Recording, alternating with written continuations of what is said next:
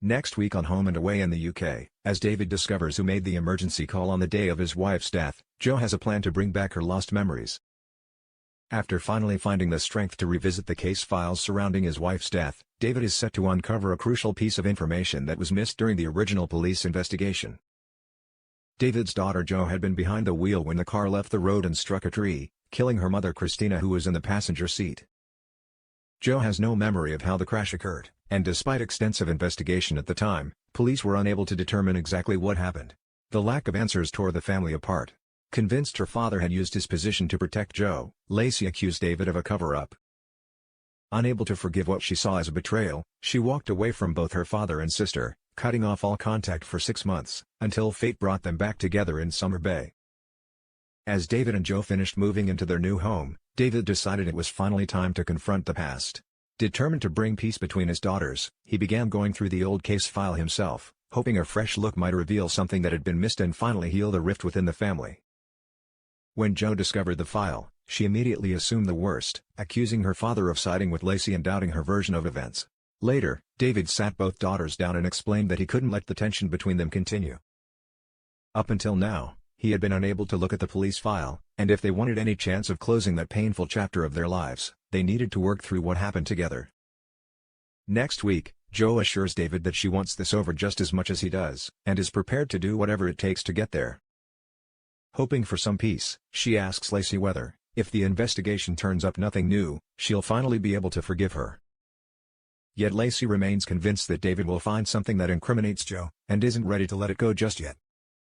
As David works his way through the accident file, one detail jumps out at him. He tells Jo that there's no record of who phoned emergency services on the day of the crash, an oversight that doesn't sit right. Jo had always presumed it was just a passing motorist, but David points out that they could be a potential witness. Wanting answers, David requests the recording of the 000 call as Jo leaves him to it. Despite her assurance that she'd be fine with everything being dragged back up, Jo's calm front doesn't last long.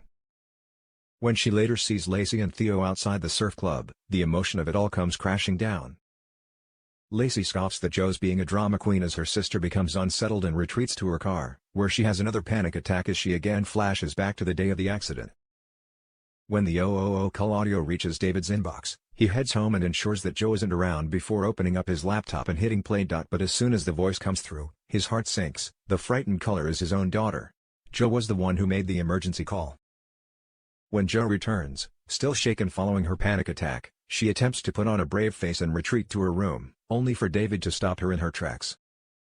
He asks her to sit down and gently explains that he's listened to the recording, and it was her that made the call. Jo's confused, adamant it couldn't have been her. She would remember something like that. When she demands to hear it, David hesitates, worried about the effect it could have on her.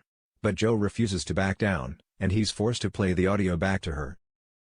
Meanwhile, at the diner, Leah asks Theo how Lacey is coping with the news about the investigation. She mentions that David was in earlier and seemed completely weighed down by it all. Theo admits he isn't sure reopening the case was the right decision, prompting Leah to wonder whether Lacey even realizes how deeply this is affecting her father. But it can't just be about what Lacey. Leah begins, before stopping short as she realizes Lacey has walked in and heard every word. Leah quickly tries to apologize, but Lacey makes a hasty exit. When Theo catches up with her outside, Lacey quietly asks if he agrees with what Leah said, whether he thinks she's been selfish. After a moment, Theo tells her he needs to be honest, admitting that Leah might have a point. "You're not the only one hurting right now," he tells her gently, reminding her that David and Jo are still dealing with the loss of Christina too. Following their chat, Lacey heads over to the beach house to check in with David, only to hear the audio file being played on his laptop. Lacey's stunned to realize it was Jo who phoned for help, and is incredulous at Jo's claim that she remembers none of it.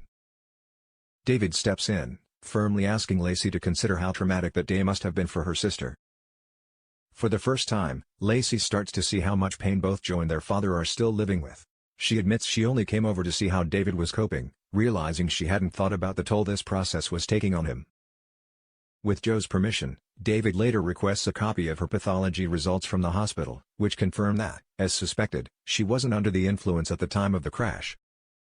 With every avenue seemingly exhausted, David gathers his daughters together and admits that reopening the case hasn't brought them any closer to the truth. Without Jo's memory returning, they may never know what really happened that night. Lacey remains frustrated, urging Jo to dig deeper and try to remember what happened that day. Jo reminds her that she's been trying for 2 years, but Lacey remains firm, insisting that she has to keep trying, for their dad's sake. Wanting to make peace, Jo begins researching memory recovery techniques and comes across a website about hypnotherapy. Could this finally be the key to uncovering what really happened that day?